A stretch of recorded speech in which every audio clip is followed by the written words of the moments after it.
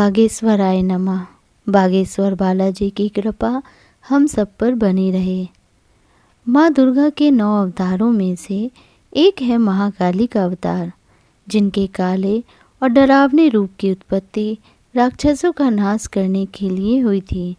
यह एक ऐसी शक्ति है जिनसे स्वयं काल भी भय खाता है। इनका क्रोध इतना विकराल रूप ले लेता है कि संपूर्ण संसार की शक्तियाँ मिलकर भी उनके गुस्से पर काबू नहीं पा सकती। उनके इस क्रोध को रोकने के लिए स्वयं उनके पति भगवान शंकर उनके चरणों में आकर लेट गए थे। इस संबंध में शास्त्रों में बहुत सारी कथाएं वर्णित हैं, लेकिन क्या आप जानते हैं कि भगवान शंकर को क्यों आना पड़ा था माता के पैरों के नीचे? अगर आप नहीं जानते हैं तो आज मैं इससे ही जुड़ी कथा आप लोगों को सुनाने वाली हूँ।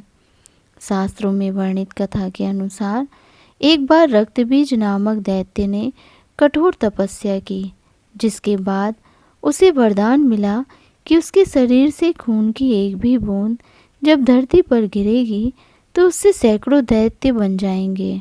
रक्तबीज इस शक्ति के बल पर निर्दोषों को परेशान करना शुरू कर दिया। परिणाम स्वरूप तीनों लोगों पर उसका आतंक मच गया। इतना ही नहीं, रक्तबीज देवताओं को भी ललकारने लगा, जिसके बाद देवताओं और दानवों के बीच भयंकर लड़ाई हुई।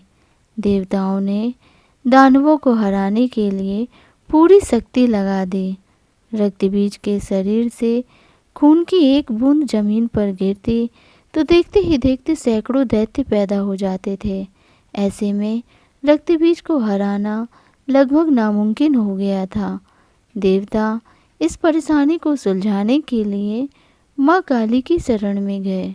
माता काली ने राक्षसों का वध करना शुरू कर दिया, लेकिन माँ जब भी रक्तबीज के शरीर पर वार करती तो उसके खून से और भी राक्षस पैदा हो जाते। इसके लिए माँ ने अपनी जीभ को बड़ा कर लिया, जिसके बाद रक्तबीज का रक्त जमीन पर गिरने की बजाय माँ की जीभ में गिरने लगा।